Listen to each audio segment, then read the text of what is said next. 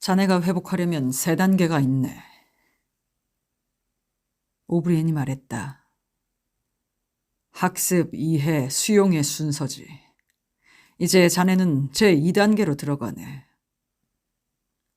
언제나 윈스턴은 등을 대고 반드시 누워 있었다. 그러나 근래에는 띠가 좀 더 헐거워졌다. 그는 여전히 침대에 누워 있었지만 무릎을 조금 움직일 수 있고 고개도 옆으로 돌리고 팔굽까지는 움직일 수 있었다. 다이얼에서 오는 고통도 조금씩 줄어들었다. 그가 재빨리 꾀만 쓰면 충격적인 고통도 피할 수 있었다. 그가 바보처럼 굴면 오브리에는 손잡이를 잡아당기는 것이었다. 때로는 다이얼을 한 번도 쓰지 않고 한 번의 신문을 마치기도 했다.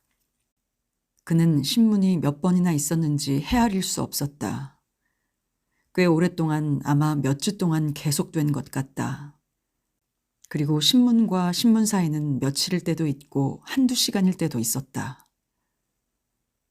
거기 누워있노라면 오브리엔이 말했다. 나한테 물어보기도 했네만 왜 애정성이 이렇게 시간을 지체하면서 자네를 괴롭히는가 때때로 궁금할 걸세. 그리고 자네가 자유로울 때도 본질적으로 똑같은 문제로 번뇌할 거야. 자네는 자네가 살고 있는 사회의 구조는 알 수 있지만 그 기본적인 동기는 알 수 없어. 자네가 일기에 쓴 걸 기억하나? 나는 어떻게는 안다. 그러나 왜 그런지는 이해할 수 없다. 라고 했지. 그 왜에 관해서 생각할 때는 자신의 정신 상태를 의심했지. 자넨 그 책을, 그 골드슈타인의 책을 적어도 부분적으로나마 읽었어.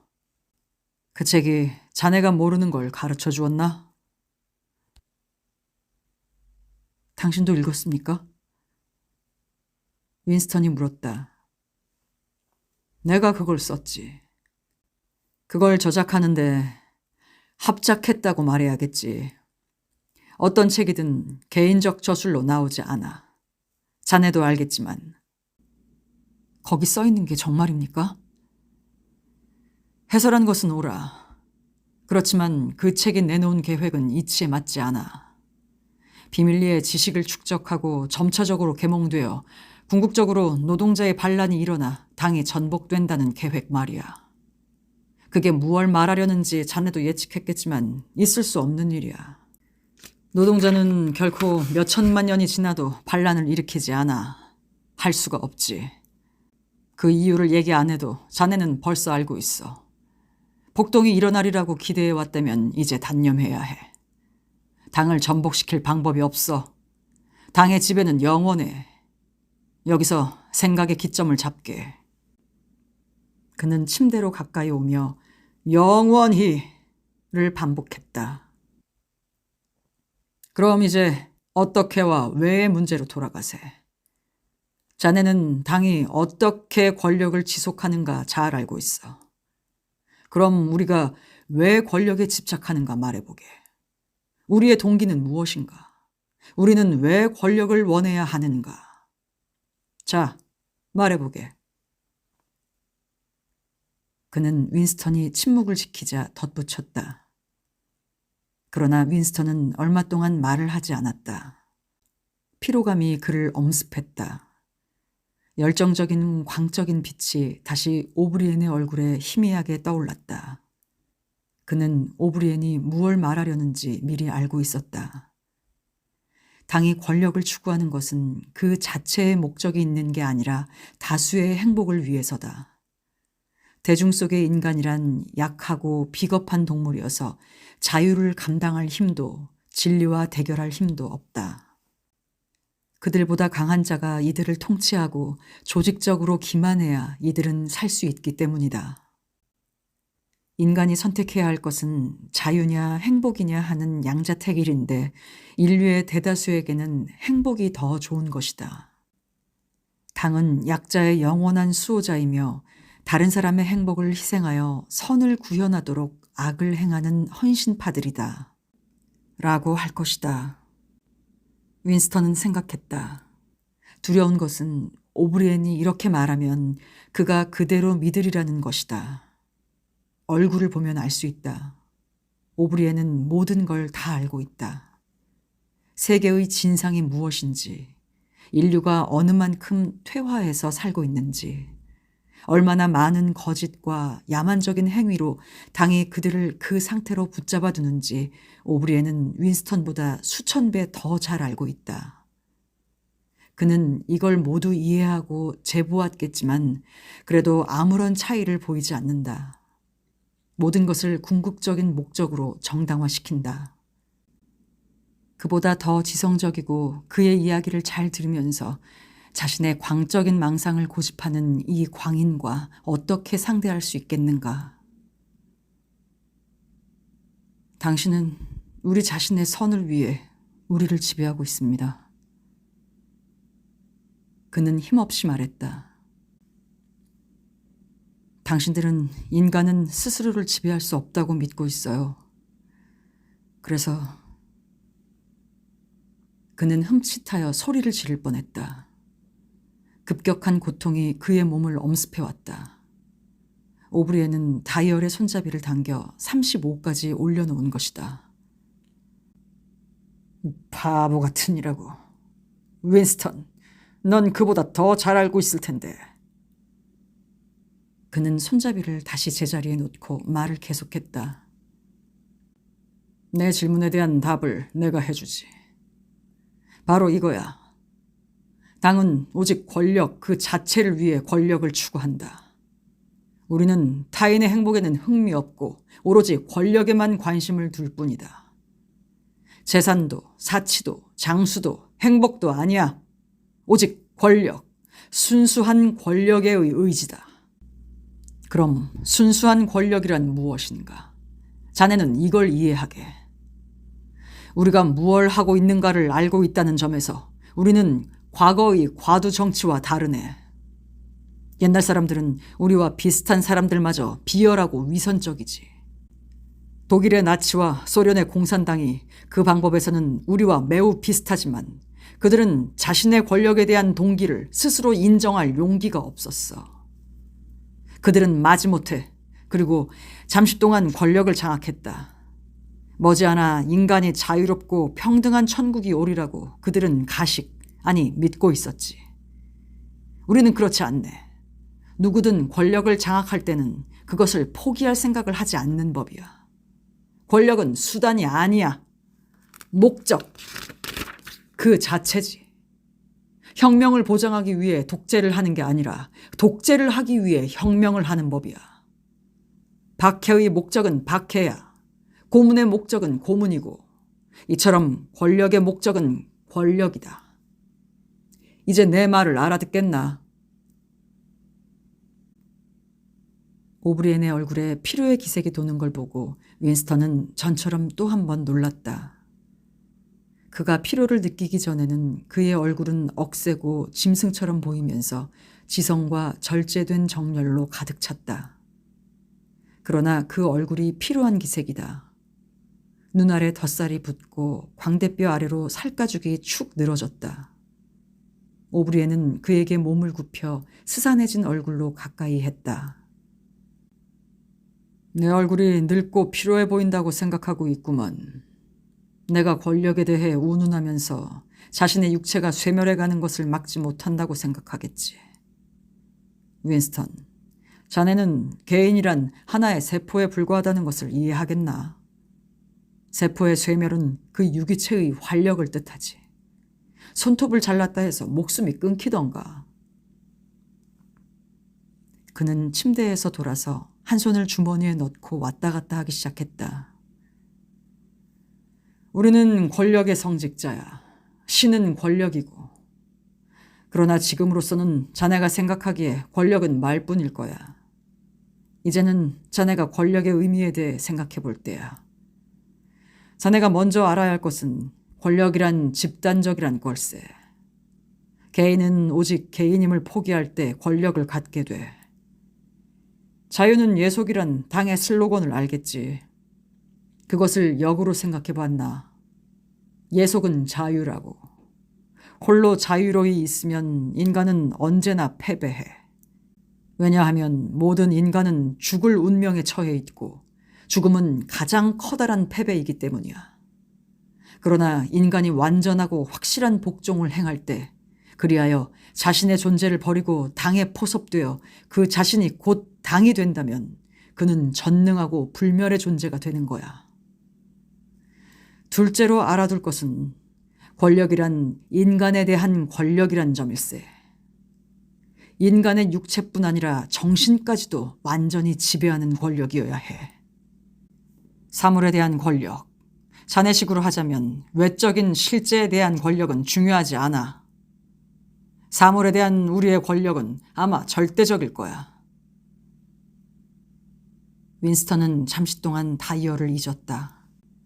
그는 몸을 일으켜 앉으려고 애를 썼으나 몸을 비트는 바람에 고통만 느꼈을 뿐이었다.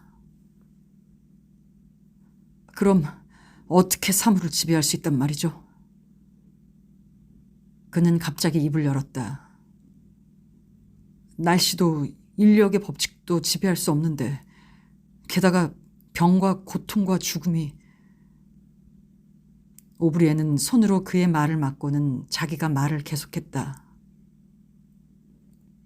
우리는 인간의 마음을 지배하기 때문에 사물을 지배해.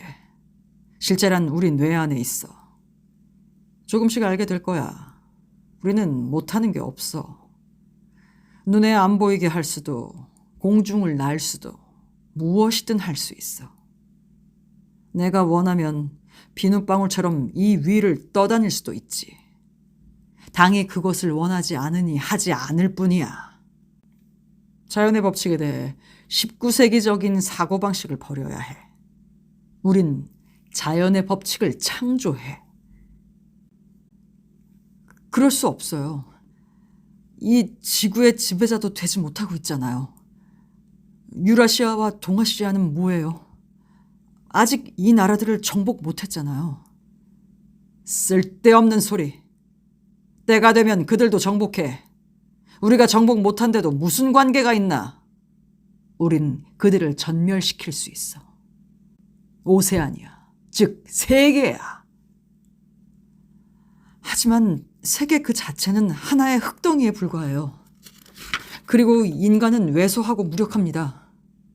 인간이 존재한 지 얼마나 됐습니까? 수백만 년 동안 지구에는 사람이 존재하지 않았어요. 헛소리를 하는군. 지구 나이는 우리 또래야. 어떻게 우리보다 더 오래됐겠나.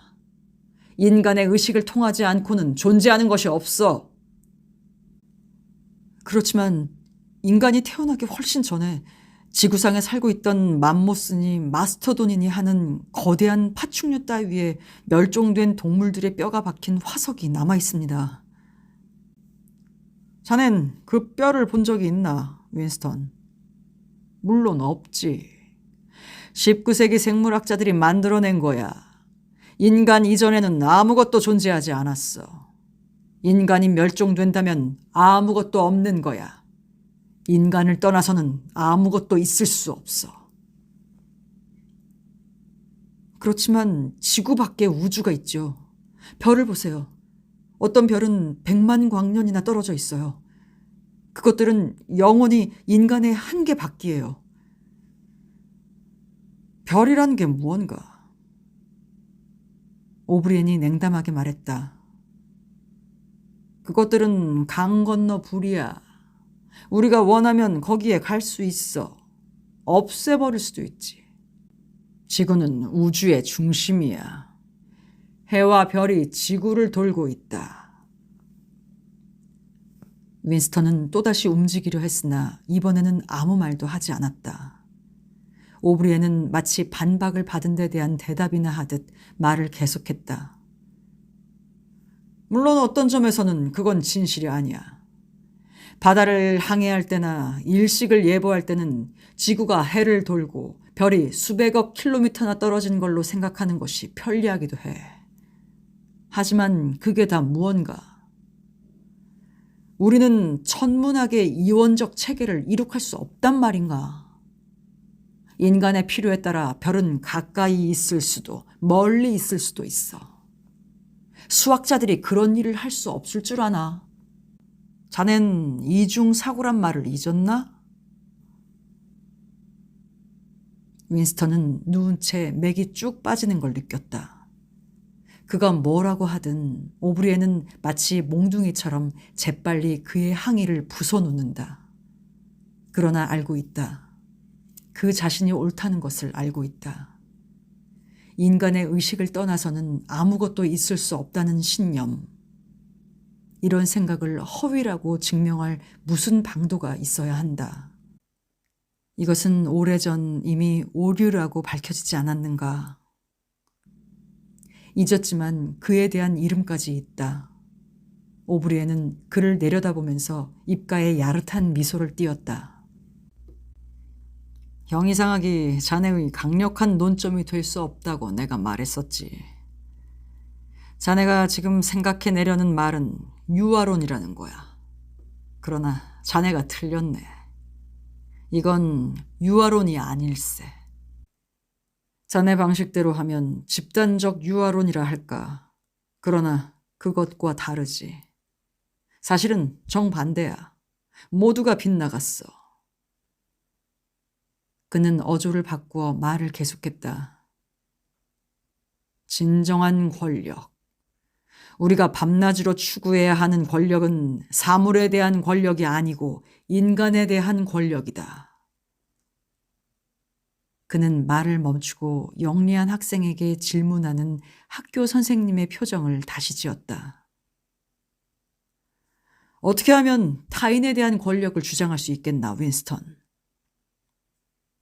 윈스턴은 생각 끝에 대답했다. 타인에게 고통을 줌으로써요. 맞았어. 타인을 괴롭힘으로써야. 복종으로는 충분치 않아. 괴로움을 주지 않는다면 내가 내 뜻에 복종하는지 어떤지 어떻게 알겠나. 권력은 고통과 모욕을 주는 데 있어. 권력은 인간의 마음을 산산이 조각내 우리가 원하는 모양으로 새롭게 다시 뜯어 맞추는 거다. 이러면 자네는 우리가 창조하는 세계가 어떤가를 좀 알 듯한가? 이건 옛날의 개혁자들이 상상한 것과 같은 어리석은 쾌락주의자의 유토피아와 정반대되는 거지.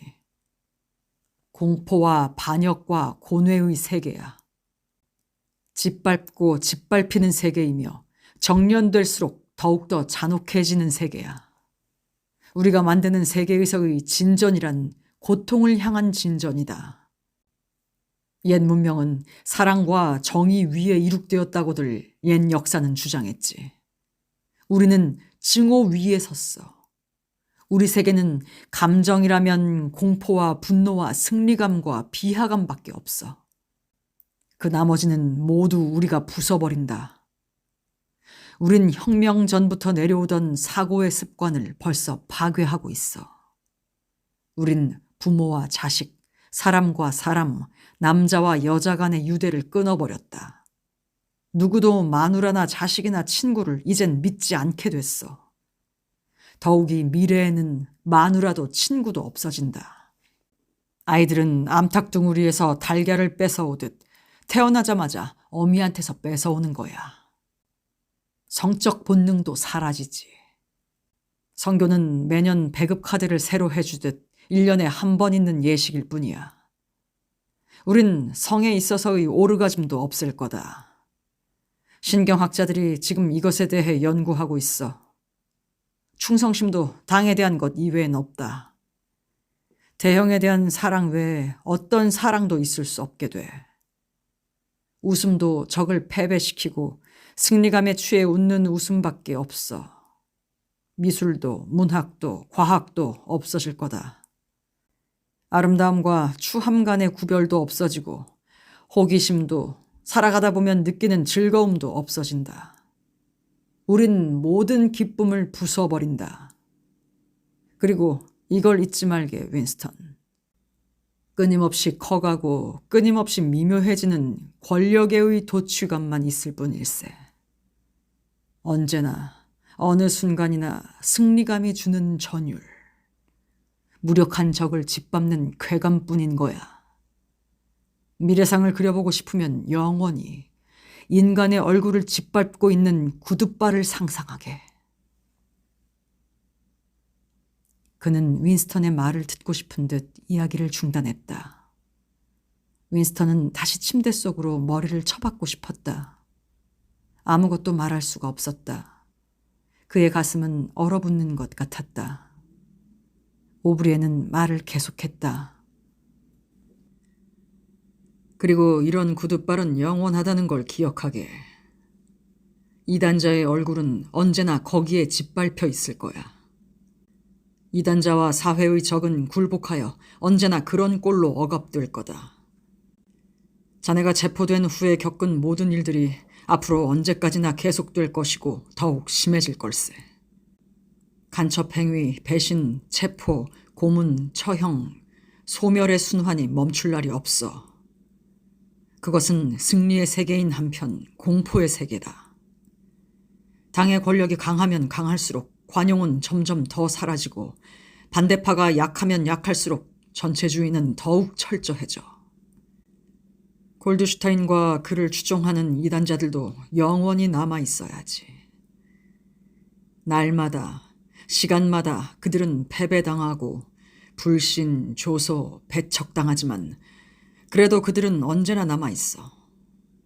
지난 7년 동안 자네에게 꾸민 이 연극도 다시 반복되어 대대로 후대까지 더욱더 교묘한 형태로 되풀이될 거야. 우린 이단자를 우리 마음대로 처분할 거다. 그들은 고통으로 비명을 지르고 만신창이가 되어 애걸복걸하다 마침내 우리 가랑이를 붙들고 제발 살려달라고 참회하면서 애원할 걸세. 윈스턴, 이것이 바로 우리가 준비하고 있는 세계다. 승리의 승리. 개선의 개선을 거듭하는 개선. 권력욕을 더욱 굳건하게 다져주는 이런 세계다. 그 세계가 어떤 것이라는 걸 이제 자네가 깨닫기 시작하는 것 같군. 그러나 마지막엔 이해한다는 정도가 아닐 거야. 자네도 그걸 기꺼이 받아들여 환영하고 그것과 혼연일체가 될 걸세. 윈스턴은 조금 기운을 차려 말했다. 그럴 수 없어요. 그는 힘없이 말했다. 그게 무슨 말이지, 윈스턴? 당신이 지금 묘사한 그런 세계는 결코 이루어지지 않습니다. 그건 꿈이에요.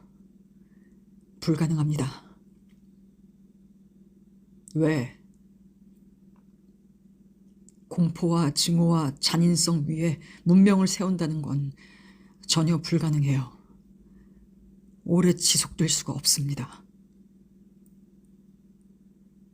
왜 그럴까? 생명력이 없으니까요. 붕괴되고 말아요. 그런 문명은 스스로 자멸합니다. 천만에. 자네는 증오가 사랑보다 사람을 더 피로하게 만든다는 생각을 하고 있어. 왜 그래야 하나? 설령 그렇다 치더라도 무슨 차이가 있겠나? 우리가 더 빠르게 늙는다고 생각해보게. 생명의 속도를 촉진시켜 30살에 노쇠한다고 생각해봐. 그랬다면 달라질 게 무엇일까? 개인의 죽음은 죽음이 아니라는 걸 이해할 수 없나? 당은 불사의 존재야. 언제나처럼 그의 음성은 윈스턴을 무력감 속으로 마구 몰아넣었다. 더구나 오브리엔에 대한 반대 의견을 고집하면 다시 다이얼을 돌릴까봐 그는 두려워하고 있었다. 그러나 침묵을 지킬 수는 없었다. 오브리엔의 말에서 오는 막막한 공포감에 그는 토론이라기보다 그저 항의에 가까운 반박을 했을 뿐이었다. 모르겠어요. 생각하고 싶지 않군요. 아무튼 당신들은 실패할 겁니다. 무엇인가가 당신들을 좌절시키고 말 겁니다. 삶이 당신들을 패배시킬 거예요. 윈스턴, 우리는 삶을 완전히 지배한다. 자네는 우리가 하는 일에 분노해서 우리에게 반항할 어떤 인간성이 있다고 상상하고 있지만 우린 인간성을 창조한단 말이야. 인간이란 무한한 신축성을 가지고 있어. 자넨 노동자나 노예가 들고 일어나 우리를 넘어뜨릴 거란 예전의 생각을 다시 할지도 몰라. 그런 생각은 아예 말게. 그들은 짐승처럼 무력해. 인간적인 것은 당뿐이야. 그 외에는 문제가 안 돼. 모르겠어요. 하지만 결국 그들은 당신들을 쳐부술 거요. 조만간 그들은 당신네들이 어떤 사람인가를 깨닫고 당신들을 산산조각으로 만들 겁니다. 그런 일이 일어나리란 증거가 있나? 아니, 그럴 이유가 있을까? 없어요. 그저 그러리라 믿을 뿐입니다. 당신들이 실패하리란 걸 난 알고 있어요. 이 세상에는 당신들이 정복할 수 없는, 뭐랄까, 영혼이든 원칙이든 그런 게 있어요. 자네는 하느님을 믿나? 아닙니다. 그럼 우리를 패배시키리라는 그 원칙은 무엇인가? 잘 모르겠어요. 인간의 정신이라 할까? 자네는 자네 자신을 인간이라 생각하나? 네. 자네가 인간이라면 윈스턴, 자네는 마지막 인간이야. 자네와 같은 인간은 없다. 우리가 그 후계자지. 자네 혼자라는 걸 알겠나? 자네는 역사 밖에 있고 존재하지 않는 인간이야. 오브리엔의 태도가 변하고 어조도 거칠어졌다. 우리가 날조하고 잔혹하다 해서 자네는 자네 자신이 우리보다 도덕적으로 우월하다 생각하지. 그렇습니다. 제 자신이 더 낫다고 생각합니다. 오브리엔은 말을 하지 않았다. 다른 두 목소리가 들려온다. 잠시 후 윈스턴은 그중 한 목소리가 자신의 것인 걸 깨달았다. 그것은 그가 형제에 가입하던 날 밤 오브리엔과 나눈 대화를 녹음한 것이었다. 그는 거짓말하고 훔치고 위조하고 살인하고 마약 사용과 사창을 장려하고 성병을 퍼뜨리고 어린아이들 얼굴에 초산을 뿌리겠다고 스스로 약속한 자신의 목소리를 들었다. 오브리엔은 이따위 시위는 거의 필요 없다는 듯 약간 답답한 표정을 했다. 스위치를 끄자 녹음된 목소리도 그쳤다. 침대에서 일어나. 그가 지시했다. 그를 묶은 끈이 저절로 헐거워졌다. 윈스턴은 바닥으로 내려와 휘청거리며 간신히 섰다. 자네는 최후의 인간이다. 오브리엔이 말했다. 자네는 인간 정신의 수호자다. 이제 자네가 어떤 사람이라는 걸 보게. 옷을 벗어. 윈스턴은 옷을 졸라맨 허리띠를 풀었다. 지퍼는 벌써 망가져 있었다. 체포된 이래 그는 한 번도 옷을 벗지 않았던 것 같았다. 겉옷을 벗고 그는 네일한 흔적만 남을 정도로 더럽고 누런 누더기를 걸치고 몸을 웅크렸다. 옷을 마저 벗어 바닥에 내려놓다가 그는 방 끝에 삼면경이 있는 것을 보았다. 그는 그쪽으로 다가가다 흠칫 떨며 멈추어 섰다. 자기도 모르는 새 비명이 새어나왔다. 더 가. 거울 가운데서. 옆 몸도 보일 걸세. 그는 놀라 걸음을 멈춘 것이다. 꾸부정하고 잿빛 같은 해골이 그의 앞으로 다가오고 있었다. 그런 몰골이 자기 자신이라는 걸 깨닫기에 앞서 그 모습 자체가 너무나 놀랄 지경이었다. 그는 거울 앞으로 더 가까이 갔다. 꾸부정한 몸 때문에 얼굴이 앞으로 밀린 것 같았다. 널찍한 이마, 머리꼭지까지 훤한 대머리, 꾸부정한 코, 찌그러져 보이는 광대뼈, 퀭하게 쏘아보는 눈. 틀림없이 절망에 빠진 죄수의 몰골이었다. 두 눈은 쑥 들어가고 입이 옴팍했다. 이게 틀림없이 내 얼굴이다. 외모는 마음속보다 더 심하게 변모한 것 같았다. 얼굴에 나타난 감정은 자기 내부에 품고 있는 감정과 전혀 다를 것 같았다. 그는 얼마쯤 대머리가 되어 있었다. 처음에는 얼굴이 모두 잿빛인 줄 알았지만 다시 보니 머리꼭지만 잿빛이었다. 손과 얼굴만 제외하고는 쌓이고 쌓인 묵은 때 때문에 온몸이 잿빛이었다. 그리고 여기저기 시뻘건 상처가 있고 발목 근처의 정맥류성 궤양은 골마 터져 살갗이 허옇게 벗겨졌다. 그러나 정말 놀라운 것은 말라 비틀어진 그의 몸뚱이였다. 갈빗대는 해골처럼 바싹 말랐고 다리는 오므라들어 넓적다리가 무릎보다 더 적었다. 그는 이제야 오브리엔이 옆모양도 보인다고 한 말이 무엇 때문인가를 알았다. 척추가 기막히게 꾸부정했다. 갸냘픈 어깨는 앞으로 굽어 가슴이 움푹 패였고 뼈만 남은 목과 머리는 무게를 못 견디고 쭈그러들 것 같았다. 무슨 악질에 시달린 욕심먹은 노인의 몸뚱이 같았다. 내부당원인 내 얼굴이 늙고 피로해 보인다고 자네는 가끔 생각했었지. 그런데 자네 자신의 얼굴은 어떤가? 오브리엔이 물었다. 그는 윈스턴의 어깨를 잡고 빙 돌려 자기 앞쪽으로 맞세웠다. 자네 꼴을 보게. 그 온몸에 더러운 때를 보게. 발가락 사이에 때를 보게. 자네 다리에 끔찍한 상처를 보게. 염소 냄새를 풍기는 줄이나 알고 있나? 그걸 알지도 못할 거야. 말라비틀어진 꼴을 보게. 알겠나?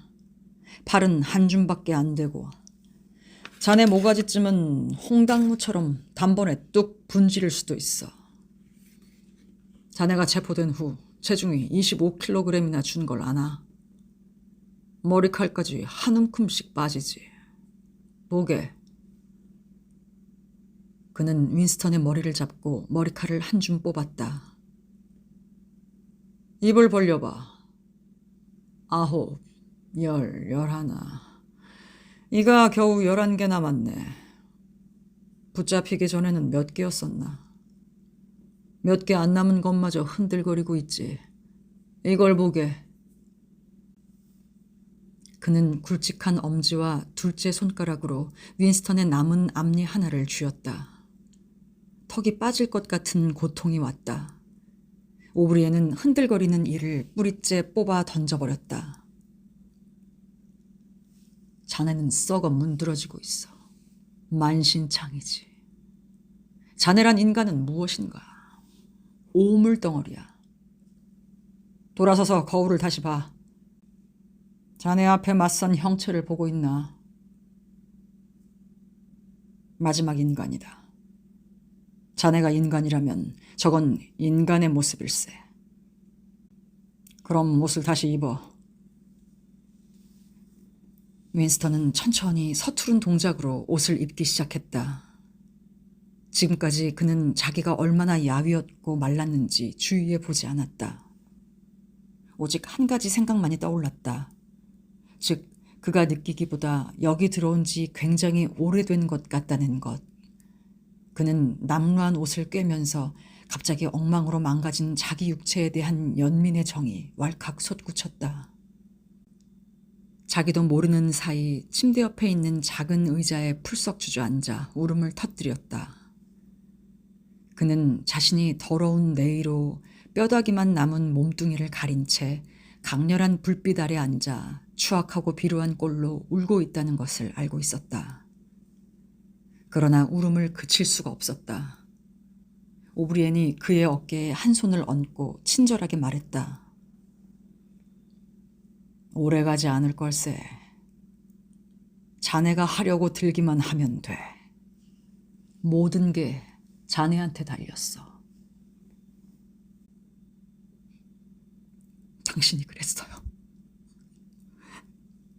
당신이 날 이꼴로 만들었어요. 윈스턴은 흐느끼면서 말했다. 아니야, 윈스턴. 자네 스스로의 탓이네. 자네가 당에 반항할 때 이미 이렇게 되리라고 자넨 생각했어. 제 1막부터 모두 이게 포함돼 있었어. 이건 모두 자네가 예상한 대로야. 그는 말을 잠시 멈추었다가 다시 계속했다. 우린 자네를 구타했어. 자네를 만신창이로 만들었지. 자네 꼴이 어떤지 봤지. 자네 마음도 그와 똑같은 상태야. 자네한테 이젠 자부심도 그리 남지 않았을 걸세. 우리가 자네를 차고 매질하고 모욕하면 자네는 아프다고 비명을 지르고 피와 침으로 뒤범벅이 되어 바닥을 뒹굴었어. 살려달라고, 애걸복걸하고 누구든 무슨 일이든 자네는 다 팔아먹었어. 자네가 품위를 지켰다고 말할 건덕지가 뭐 하나라도 있나? 눈에서는 여전히 눈물이 흘렀으나 윈스턴은 울음을 그쳤다. 그는 오브리엔을 올려보았다. 난 줄리아를 배신하지 않았어.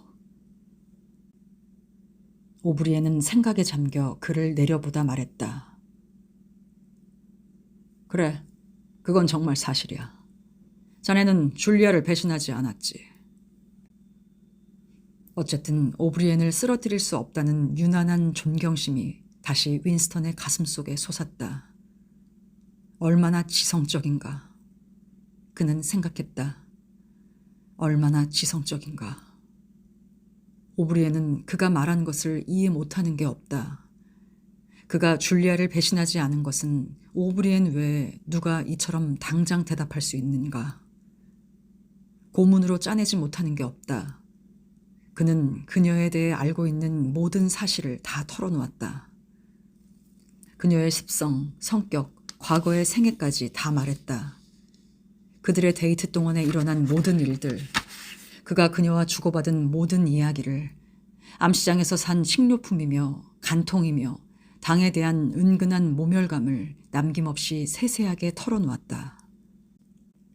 그러나 그가 말하려는 의미로는 여전히 그녀를 배신하지 않았다. 그는 그녀를 여전히 사랑하고 그녀에 대한 감정이 달라진 것은 없을 것이다. 오브리엔은 설명을 듣지 않고도 그가 무얼 말하는지 알고 있을 것이다. 언제 날 총살하려는지 말해주세요. 그가 물었다. 오래 기다려야 할 거야. 자넨 곤란한 케이스야. 그러나 희망을 버리지는 말게. 조만간 완치될 걸세. 완치된 후에는 자네를 총살할 거야. 오브리엔은 대답했다. 그는 상태가 매우 좋아졌다. 나날이 부쩍부쩍 살이 오르고 건강해졌다.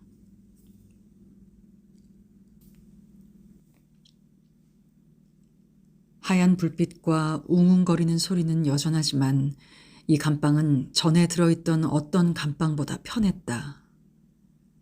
판판한 침대에는 베개와 요가 있고 앉을 자리도 있었다. 그는 목욕도 하고 혼자서 놋대야에 자주 세수도 할 수 있었다. 그들은 따뜻한 새순물을 주기까지 했다. 새 내의와 깨끗한 겉옷도 주었다. 정맥류성 궤양에 고약도 발라주고 나뭇잎도 뽑아 새 틀니를 맞춰주었다. 몇 주 아니면 몇 달이 지났을 게다. 규칙적으로 식사를 하기 때문에 그럴 생각이 있다면 시간이 흐르는 것까지 재볼 수 있었으리라.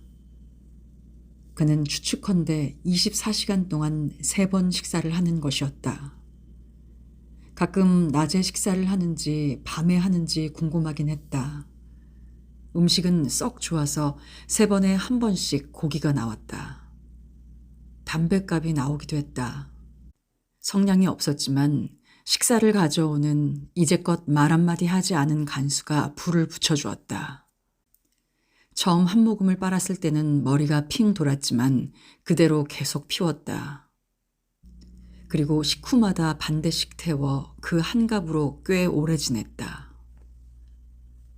그는 흰 석판도 받았다. 연필은 그 구석에 달려 있었다. 그는 처음에 그걸 전혀 사용하지 않았다. 깨어있을 때마저 완벽한 무감각 상태였던 것이다. 식사와 식사 사이, 때로는 잠 속에, 때로는 깨어있더라도 눈도 뜨지 못한 채 몽상에 잠겨 꿈쩍하지 않는 때가 흔했다. 얼굴에 강렬한 불빛을 받으면서도 잠을 잘 수 있도록 숙달되었다. 불이 밝으면 꿈 장면이 더 뚜렷한 것 외에 아무런 차이도 없었다. 그는 이동안에 꿈을 굉장히 많이 꾸었고 그나마 언제나 행복한 꿈이었다. 어머니나 줄리아 또는 오브리엔과 함께 황금의 나라나 햇살이 눈부신 거대한 유적지에 앉아 그저 가만히 있거나 또는 평화스런 대화를 나누거나 했다. 깨어있을 때 한 생각들이 대개 꿈으로 나타났다. 고통의 자극이 없어져 의식적으로 머리를 쓰는 힘도 잃어버린 것 같았다. 지루하지도 않았다. 대화나 오락도 원하지 않았다.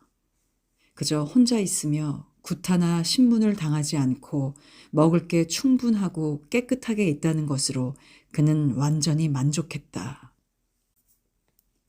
차차 잠자는 시간이 줄어들었지만 침대에서 일어나고 싶은 충동은 여전히 없었다. 조용히 누워 자기 몸에 근력이 생기는 것만 관심을 두었다. 그는 자기 몸을 여기저기 눌러보며 근육이 나오고 피부가 팽팽해지는 것이 꿈이 아닌가 확인해 보곤 했다. 살이 오르는 것이 분명했다. 넓적다리도 이제 무릎보다 커진 것이다. 그러자 그는 처음에는 억지로 했지만 규칙적인 운동을 시작했다. 얼마 후에는 깜빵 안에서 걸음수로 보아 3km까지 걸을 수 있게 되었다. 굽었던 어깨도 펴졌다. 좀 더 복잡한 운동을 시도해 보았다. 그러나 그가 할 수 없다는 걸 깨닫고 놀라며 안타까워했다. 그는 뛸 수가 없었고 의자를 한 팔 간격으로 들 힘이 없었고 한 발로 서면 지탱하지 못해 곧 넘어져 버렸다. 뒤꿈치로 앉았다 몸을 일으키면 넓적다리와 장단지가 심하게 당기고 아팠다. 엎드려 팔굽히기도 해보았다. 그러나 1cm도 몸을 위로 올릴 수 없었다. 그러나 며칠 후, 그러니까 식사를 여러 번 더 하고는 재주가 좀 더 늘었다. 팔굽히기를 6번이나 할 수 있게 된 것이다. 어쩌다 대머리가 된 머리를 쓰다듬으면 거울 속에 비치던 해골처럼 마른 자기 얼굴이 생각날 뿐이었다. 그의 마음도 차츰 적극적으로 되었다. 침대에 앉아 등을 벽에 기댄 채 석판을 무릎 위에 올려놓고 자신을 재교육시킬 일을 천천히 시작했다. 그는 행복한 것이었다. 그렇게 작정한 것이다. 사실 그렇게 하기로 결정하기 오래전부터 마음속으로는 행복할 준비가 되어 있었다는 걸 스스로 인정했다. 애정성에 들어올 때부터, 아니 그와 줄리아가 텔레스크린의 금속성 소리가 지시하는 명령에 따라 맥없이 서 있던 그 순간부터 당의 권력에 반항하겠다고 나선 것이 경솔하고 무의미하다는 것을 알고 있었다. 7년 전부터 사상경찰이 확대경 속에 든 딱정벌레처럼 자기를 감시해 왔다는 것을 이제야 알았다.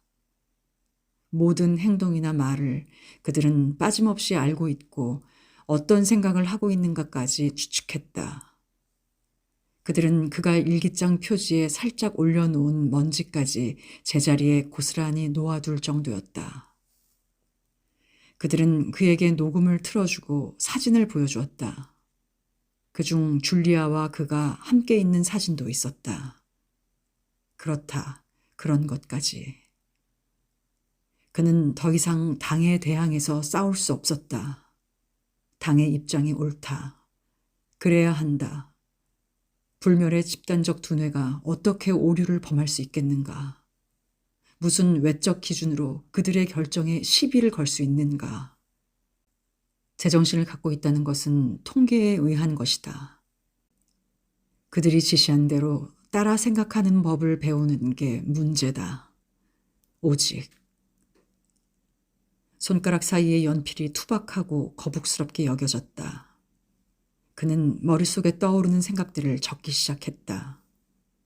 커다란 대문자로 서투르게 써 내려갔다. 자유는 예속. 그리고 거침없이 그 아래 또 썼다. 2 더하기 2은 5. 그러나 그는 쓰던 것을 멈칫했다. 무언가가 두려운 듯이 생각을 한 곳으로 집중시킬 수 없었다. 그 다음에 무엇을 쓰려는지 알고 있다고 생각했다.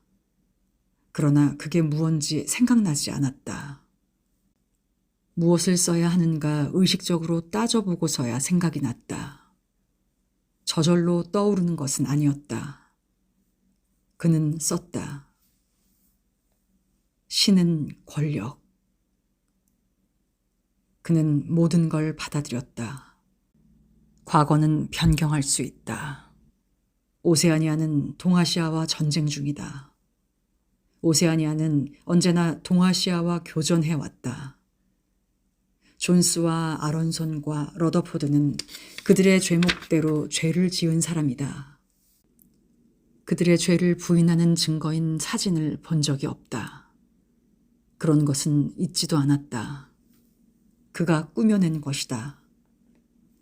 그는 이와 상반되는 일을 기억하고 있다고 기억했으나 이런 건 모두 잘못된 기억이고 자기 기만의 산물이다. 이 모두가 얼마나 용이한가. 항복하기만 하라.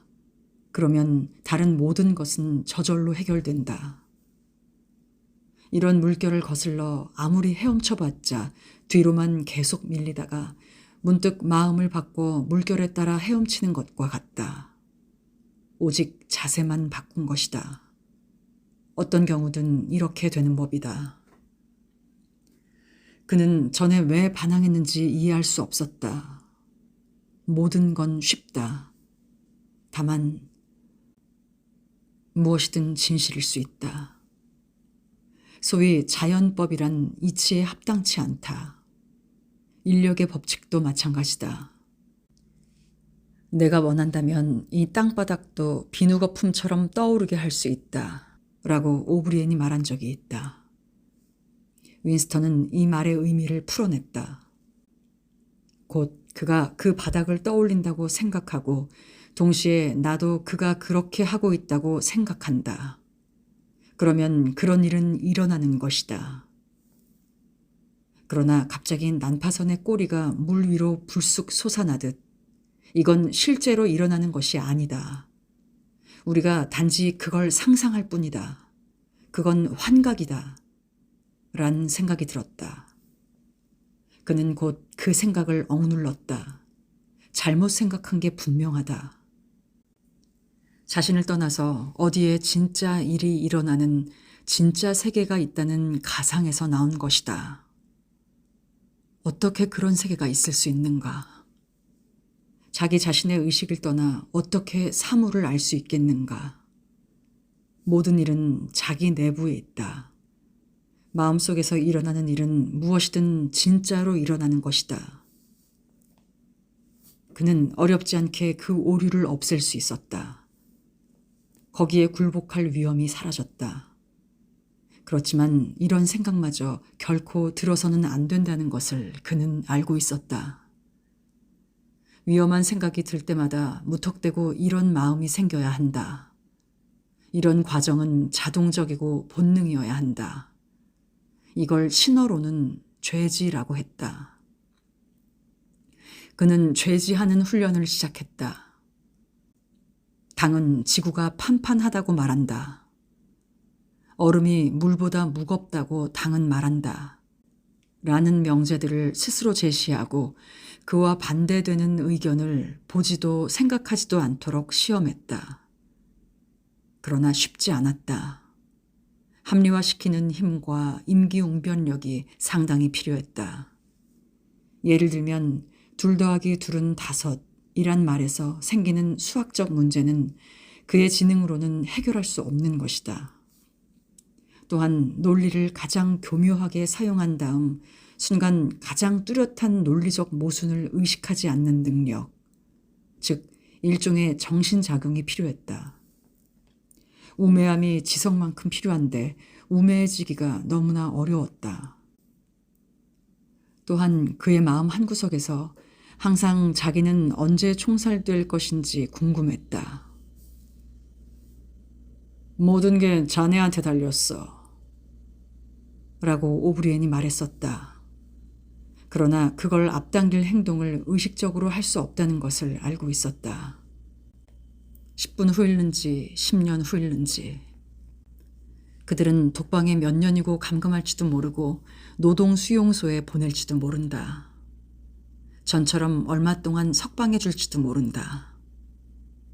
총살당하기 전에 체포에서부터 신문하는 데까지의 연극이 전부 재현될 수도 있다.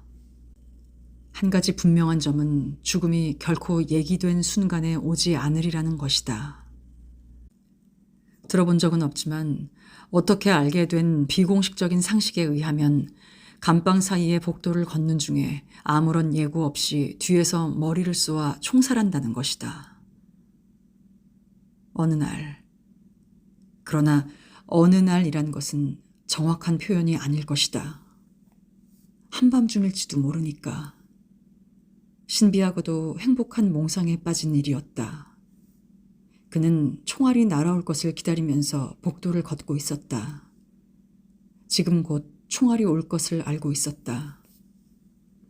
모든 것이 해결되고 정돈, 화해되었다. 의혹도 논란도 고통도 이제 있을 수 없었다. 그는 건강하고 힘도 있었다. 그는 몸을 움직인다는 즐거움으로 햇빛 아래를 걷는 기분으로 가볍게 걸었다. 어느덧 그는 애정성의 좁고 흰 복도를 걷는 게 아니라 폭이 1km나 될 햇빛이 환히 내리비치는 넓은 길을 취한 듯 걷고 있었다. 황금의 나라였다. 토끼가 뜯어먹은 풀밭에 난 길자국을 따라 걸었다. 발바닥은 짧은 잔디에 사뿐거리고 얼굴엔 부드러운 햇빛이 넘쳤다. 들판 끝에 느릅나무가 살며시 흔들리고 그너머 어디엔가 시냇물이 흐르고 버드나무 아래 푸른 물 속에 황어떼가 놀고 있었다. 갑자기 그는 극도의 충격으로 침대에서 벌떡 일어났다. 등줄기에 땀이 흘렀다. 그는 자신이 크게 외치는 소리를 들은 것이다. 줄리아, 줄리아, 줄리아 내 사랑, 줄리아! 한순간 그녀가 거기 있는 걸로 착각했던 것이다. 그녀는 그와 함께 있을 뿐 아니라 그의 안에 있는 것 같았다. 그녀가 그의 살갗을 뚫고 들어온 것 같았다. 그 순간 그는 그들이 자유로이 함께 있었던 그 어느 때보다 더 그녀를 사랑했다. 또한 그녀가 어디선가 살아남아 그의 도움을 구하고 있다는 걸 알고 있었다. 그는 침대에 드러누워 진정하려 애썼다. 무얼 했단 말인가. 이다지 미약한 행동 때문에 이 굴종의 생활이 몇 년이나 더 연장될 것인가. 곧 밖에서 구두소리가 들릴 것 같았다. 이와 같은 감정의 격발에 아무런 벌이 없을 리 없다. 그들이 전혀 몰랐다면 지금이라도 그가 그들과 맺었던 약속을 깨뜨리고 있음을 알 것이다. 그는 당에 복종했지만 여전히 당을 미워하고 있다. 예전에는 외면으로만 복종하는 척하고 이단적인 마음을 감추었었다. 그러나 이제 그는 한 걸음 물러나 마음속으로 행복했다. 그럼에도 내부 깊숙이 침해당하지 않기를 바랐다. 그는 자기가 틀렸다는 걸, 잘못했다는 걸 알고 있었다. 그들은 이를 이해해 줄 것이다. 오브리엔이 이해해 줄 것이다. 이 모든 게 그 바보 같은 외마디 소리에 다 고백되어 있다. 그는 처음부터 다시 시작해야 하는지도 모른다. 몇 년은 걸릴 것이다. 그는 한 손을 얼굴에 가져가 자신의 새 모습을 익혀보려고 했다. 뺨에 깊은 줄이 생기고 광대뼈가 솟고 코가 낮아졌다. 게다가 전번에 거울을 본 후 의치도 완전히 새로 끼웠다. 자신의 얼굴이 어떻게 생겼는지도 모르고 무표정으로 가장하기란 어려운 일이다. 어찌되었든 감정을 겉으로 나타내지 않으려는 통제력만으로는 부족했다. 처음으로 그는 비밀을 간직하려면 자기 자신으로부터 그 비밀을 숨겨야 한다는 사실을 깨달았다.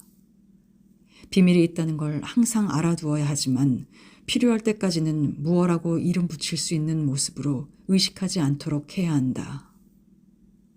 지금부터는 올바로 생각할 뿐 아니라 올바로 느끼고 올바로 꿈꾸어야 한다. 그리고 마치 자신의 일부분이면서 다른 부분과는 아무런 관계가 없는 방광과 같은 물체처럼 언제나 자신의 증오심을 마음속 깊이 숨겨야 했다. 어느 날이든 그를 총살하기로 결정할 것이다. 언제 일는지 말할 수 없지만 총살되기 몇 초 전 이를 직감할 순 있으리라. 그건 언제든 복도를 걷고 있을 때 뒤에서 쏜다. 10초면 충분하다. 그때 그의 마음속의 세계는 뒤집혀 버릴 것이다.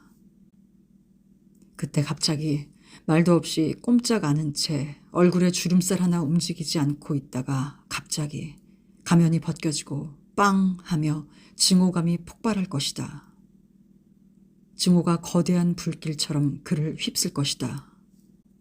그리고 거의 그와 동시 또는 조금 늦거나 빨리 빵 하고 총알이 나르리라. 그리하여 그의 머리를 산산조각으로 부숴놓겠지만 증오심을 폭발시킨 그의 마음을 되돌이킬 순 없으리라. 그러면 이단적인 사상은 영원히 그들 손밖에 있어 벌받지도 회개당하지도 않을 것이다. 따라서 그들의 완벽함에 구멍이 뚫리는 것이다. 그들을 증오하면서 죽는 것, 그것이 자유다. 그는 눈을 감았다. 그러나 그렇게 하는 것은 지적 훈련을 받아들이는 것보다 더 어렵다. 이건 자신을 퇴화시키고 불구로 만드는 문제다. 그는 가장 더러운 곳에 빠졌었다. 세상에 가장 무시무시하고 고통스러운 것은 무엇인가? 그는 대형을 생각했다. 길다란 검정 수염을 달고 눈알이 이리저리 따라다니는 그 거대한 얼굴이 저절로 그의 마음속에 떠올랐다. 대형에 대한 그의 참된 감정은 무엇일까? 복도에서 육중한 구두소리가 들렸다. 창문이 쾅 하고 열렸다. 오브리엔이 감방으로 들어왔다. 그의 뒤로 나비령 같은 그 장교와 검은 제복의 간수들이 들어왔다. 일어나, 이리 와. 오브리엔이 명령했다. 윈스턴은 그의 앞에 섰다. 오브리엔은 억센 두 손으로 윈스턴의 양 어깨를 잡고 그를 유심히 쳐다보았다. 자넨 나를 속일 생각을 했어. 그건 어리석은 짓이야. 똑바로 서. 내 얼굴을 쳐다봐. 그는 말을 멈추더니 친절한 어조로 다시 계속했다. 자넨 많이 좋아졌어. 지적으로 자네에게 잘못된 건 거의 없어. 오직 감정적으로만 자네는 발전하지 못하고 있어. 윈스턴, 내게 말해봐. 속이려 들지 말고. 자네는 내가 언제나 거짓말도 알아챈다는 걸 알 거야. 대영에 대한 자네의 진실한 감정이 어떤지 말해봐. 그를 증오해요. 그를 증오한다. 됐어. 그럼 자네가 마지막으로 밟아야 할 단계가 왔어. 자네는 대영을 사랑해야 해. 그에게 복종한다는 것만으로 모자라. 그를 사랑해야 된다. 그는 윈스턴을 간수에게 밀치면서 말했다. 101호 실로